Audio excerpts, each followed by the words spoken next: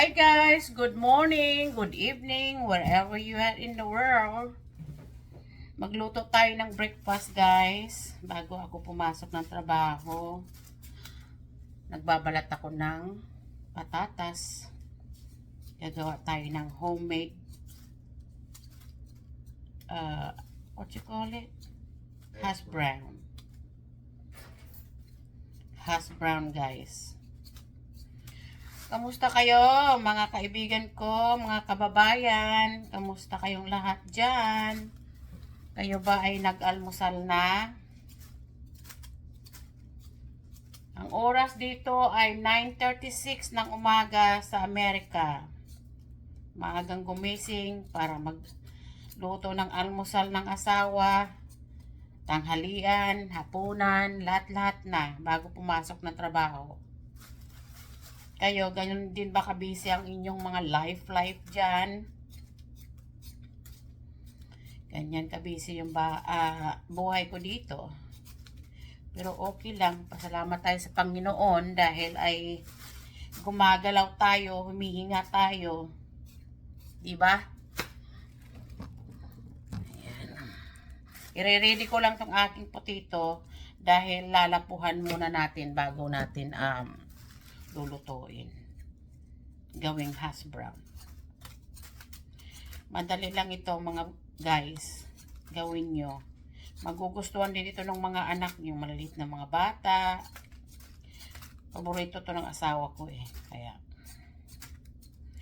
paparisa natin to ng shrimp omelet.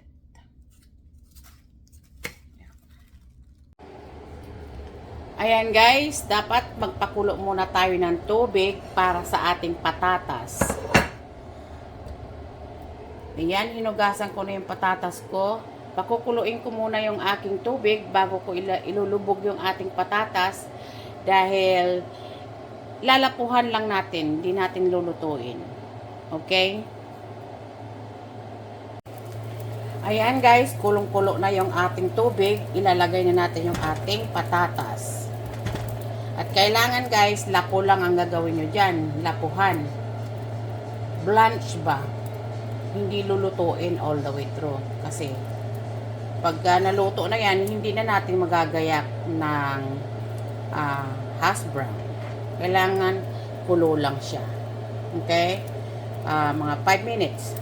Tapos na yan. Tapos palalamigin natin. Ayan guys, so papatayin ko na yung aking apoy. Tapos, palalamigin natin yung ating patatas. Tatanggalin natin dyan sa tubig. Dahil ayaw nating maging overcook siya. Kailangan yung talagang binlanch mo lang. Okay? Ayan guys, so tatanggalin ko na yung aking patatas dito sa aking mainit na tubig. At palalamigin natin ng konti.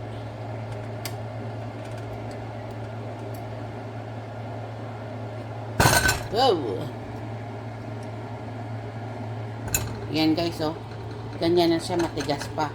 Ganyan lang ang gusto mo mangyari dyan. Palalamigin natin. Ayan guys, mayroon na akong kawali ditong mainit. Lalagyan natin ng olive oil. Kahit regular na oil lang guys, okay lang din kung wala kayong olive oil.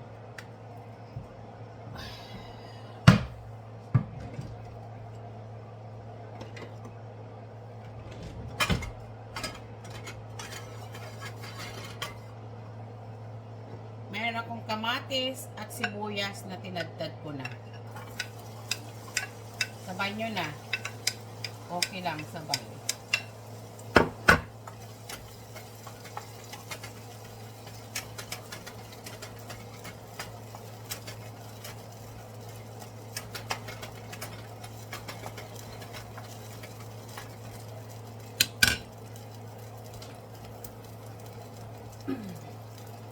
Lagyan natin ng kunting garlic powder.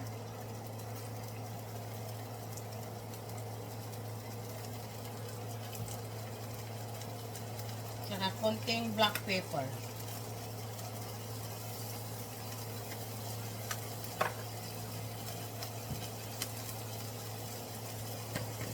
konting chicken oil. Yan.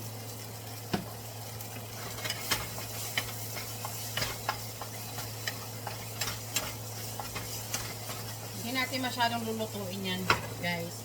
Kasi ito yung hiniwa-hiwa ko na hipon.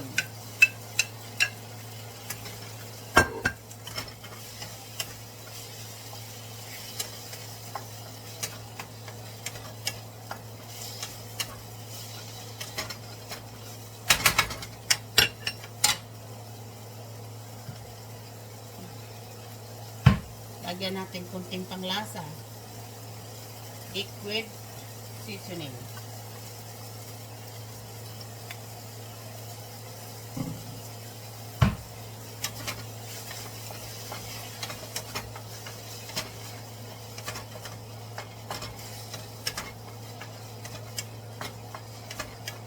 Sinasatay ko muna yung aking hipon, guys, bago ko siya gawing shrimp omelette. Okay?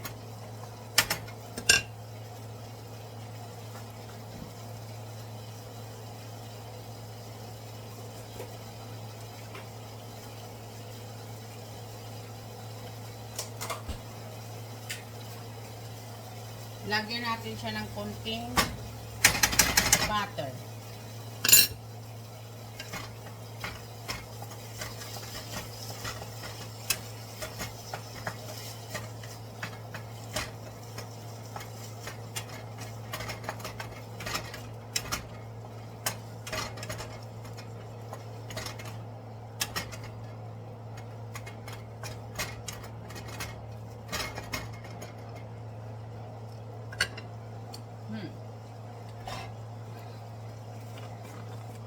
Konting asin. And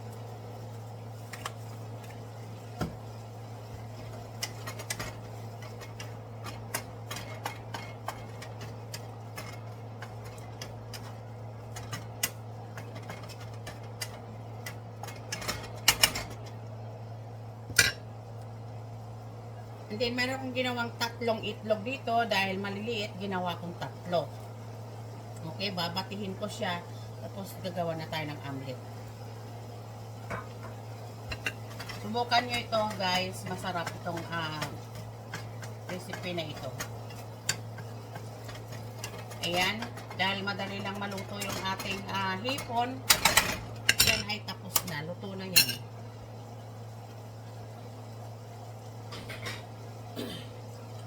Gagawin natin, lalagay muna natin to sa side.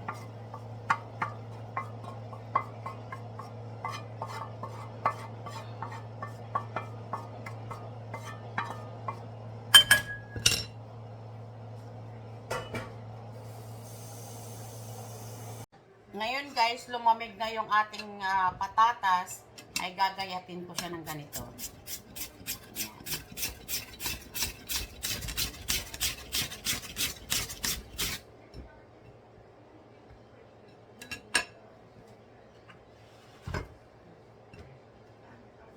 Lagyan natin ng tuwalya dyan para hindi magtakbo yung ating plato.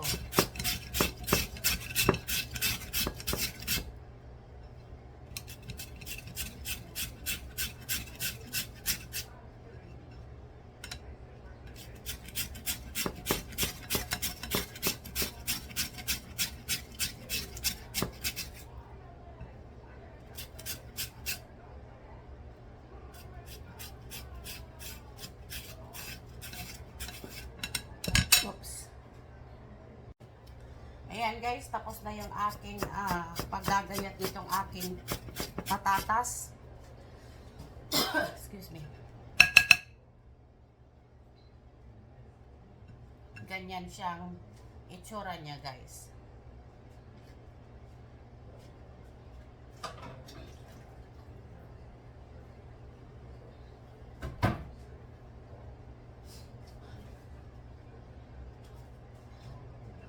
Yan, guys, oh, tingnan nyo, nangingitim siya kaagad. Kaya hindi siya pwedeng igagayatin na ganito, tapos hindi mo lulutuin kaagad. Kailangan lutuin mo kaagad. Ngayon, ginagawa ko, lalagyan ko siya ng konting chicken nor para may lasa yung ating hash brown. Kunti lang. Tapos, haluin nyo ng malinis nyong kamay. Okay? Gawin nyo to sa mga anak nyong masila na ayaw kumain. Magugustuhan ito.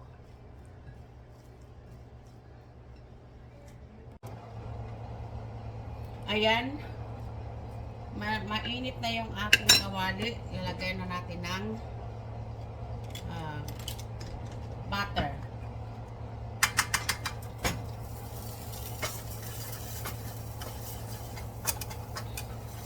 Isang kawali lang guys ang gagamitin natin dito.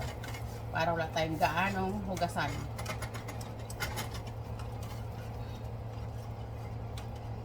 Ano? Yan. Tunawin nyo muna yung inyong butter. Tapos, ilalagay natin yung ating hash brown.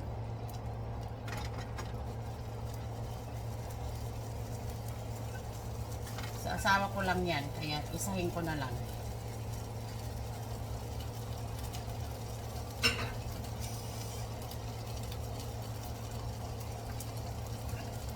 Ngayon, ipa-flat nyo siya. Ayan. Flatin nyo lang.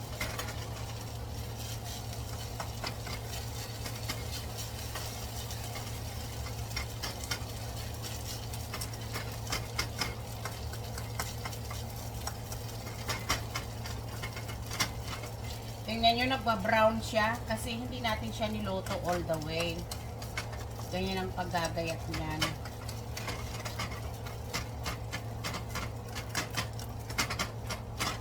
Yan. Tapos, lalagyan ko siya ng butter dito sa taas.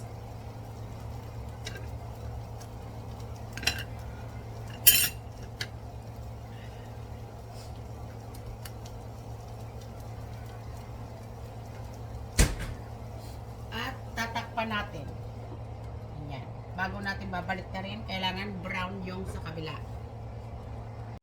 Siyempre, binabati yung itlog. Kailangan batihin mabuti.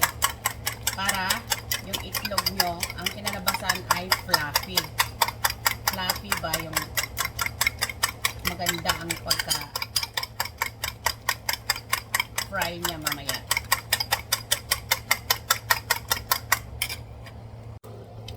Dito sa kabila guys, meron akong bacon dito. Luto tayo ng bacon. Tatlo lang dahil siya lang naman kakain yan. Iba naman yung sa aking almusal ko. Ang almusal ko ay isda sa kanin. Ganyan.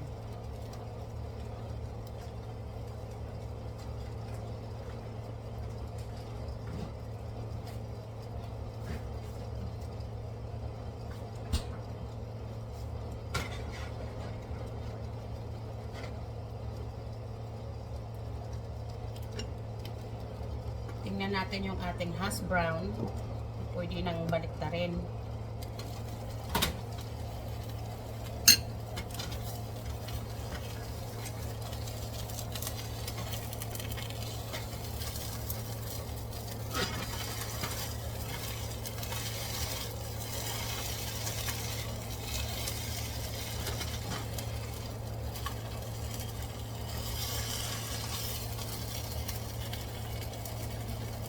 Gawa natin ang paraan dahil hindi yan. Medyo nasira ang pagkabaliktad. Pero okay lang yan guys. Babalik din yan sa dating forma. Ganyan.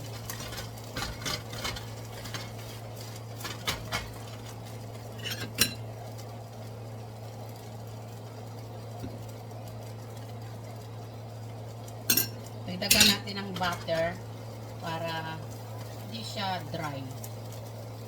Tsaka pandagdag linamnam yan dyan. Kailangan mahina lang apoy. Kasi hinaan lang natin yung apoy para dahan-dahan lang ang pagkaluto niya. Hindi sunog ba. Takpan natin ulit.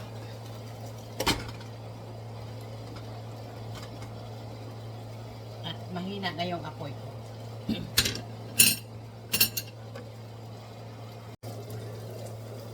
Ayan. Baliktarin natin yung ating bacon.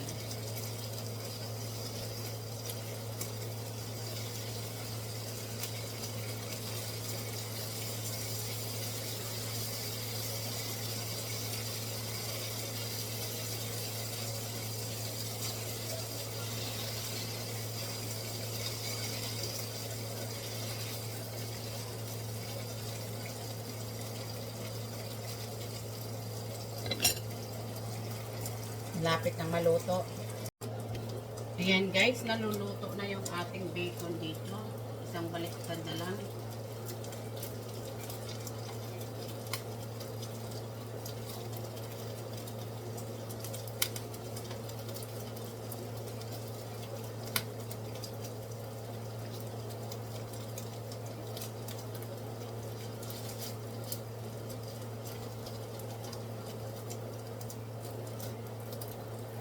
Lagay natin sa paper towel para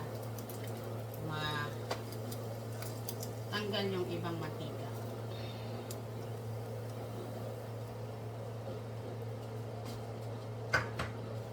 Ngayon guys, ito ay gagamitin natin sa ating paggawa ng shrimp omelet.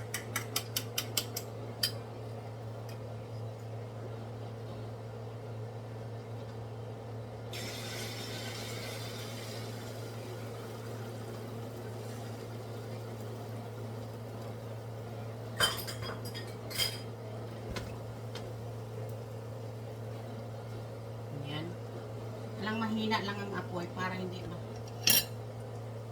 masunog yung inyong itlog.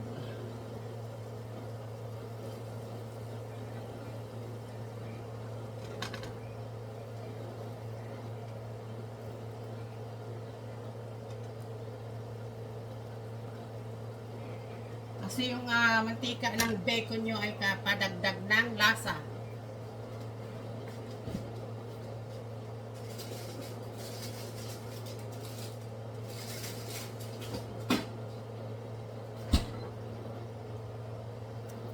Ngayon, lalagyan natin ng cheese dito sa gitna.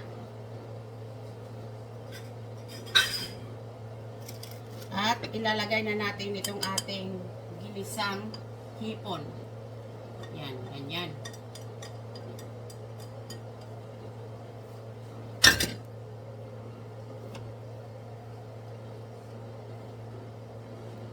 Tapos, dahan-dahan nating i-fold. Ganon.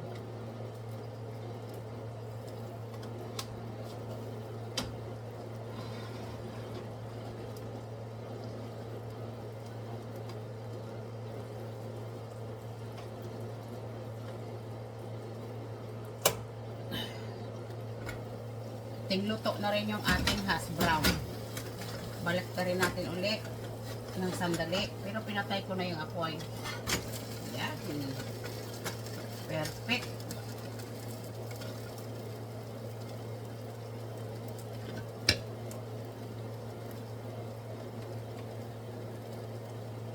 Para hindi masira yung inyong omelet, guys.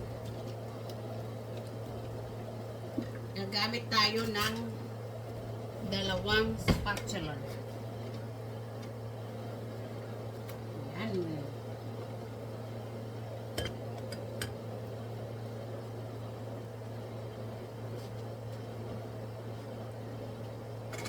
Luto na siya.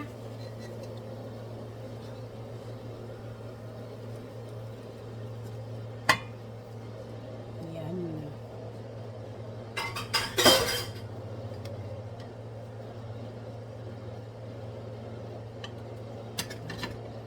Tapos ilalagay natin yung ating omelet dito sa gilid.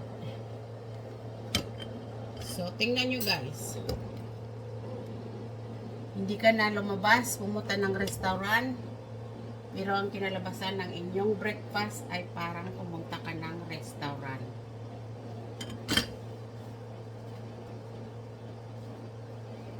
Tapos ilagay mo yung bacon dyan sa gilid. Ganyan.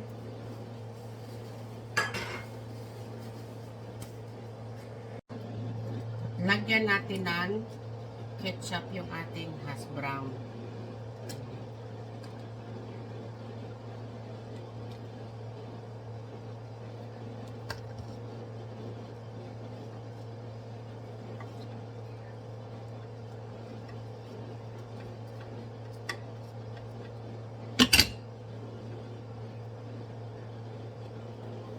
There you have it, guys. Homemade breakfast. Diba? Masarap na, malinis pa, homemade pa, kasi ikaw lahat ang nagtimpla.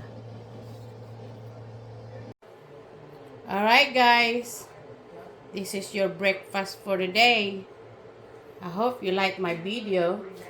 If you do, please give me a thumbs up.